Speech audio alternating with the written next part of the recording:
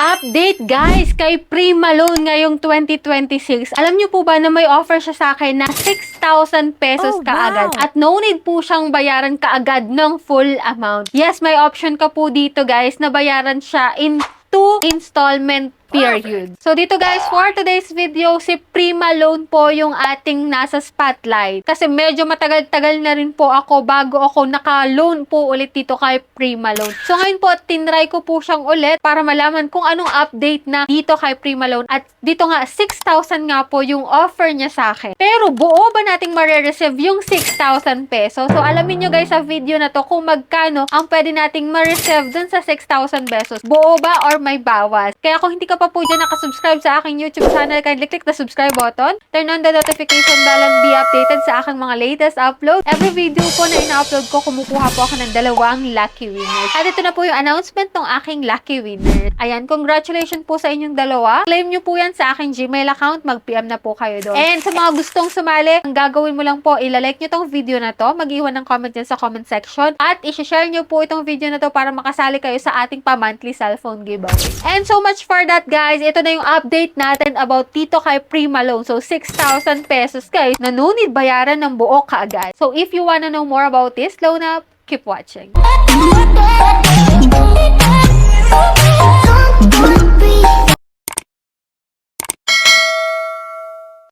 Disclaimer no, hindi po sponsored tong video na to. So, bali nag-update lang po tayo kay Prima Loan ngayong 2026 kung okay pa rin ba siyang utangan. So, dito guys, si Prima Loan po is available po sa Google Play Store. And as of now guys, may 4.8 star po siya and 254,000 reviews. So, ganun kadami guys. So, under po siya ng Prima Fintech, Philippines Lending Corporation. So, dito guys, meron daw po siyang 0.095% daily interest and 35,000 daw po yung pinaka-maximum loan amount dito. So, one valid government-issued ID lang ang pwede, makakautang ka na po agad dito. And, good thing dito guys, no harassment daw po. Goodwill reminders only. So, let's check kung talaga bang no harassment dito kay Prima Loan. So, dito guys, nung nag-apply na po ako, syempre may gantong lumabas, agree natin yan. And, dito guys, 35,000 nga yung highest loan amount. Click natin yung go. And, welcome to Prima Loan. So, dito guys, maglalagin ka using your active mobile number. And then, i-get mo po yung verification code. And after nun guys, ito nga, instant 6,000 pesos kaagad.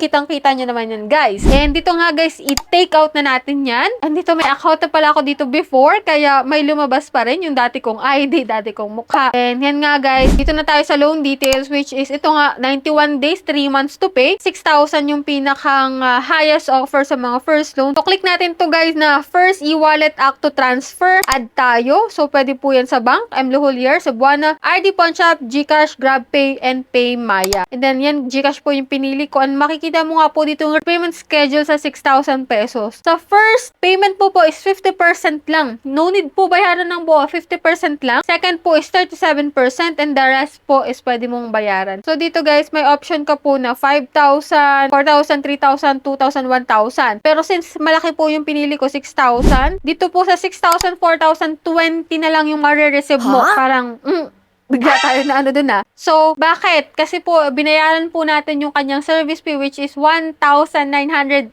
pesos. Sobrang laki guys. And dito guys, 7 days from today, babayaran mo po siya ng 50% which is, check po natin tong repayment schedule, 3,070 pesos. And next due date mo po, magbabayad ka po ng 2,149 pesos. Next due mo po is 430 and next po is 123 na. So, bali po ito yan nasa 7th installment period. Pero sabi ko nga, after 7 days, magbabayad ka na ng kalahating loan amount. So, dito guys, sa 5,000 pesos naman, ang marireceive mo na lang po is nasa 3,350 pesos. Kasi binayaran natin yung service fee na 1,650 pesos. And dito pa ha, ang total amount due mo po is 5,116 pesos. So, 116 po yung total interest niya. And then, dito nga po sa kanyang repayment amount, 2,558 po yung 50% na after 7 days. And the next po, after 7 days ulit, 1,791 pesos. Next 7 days ulit, 359. And the rest na po is 103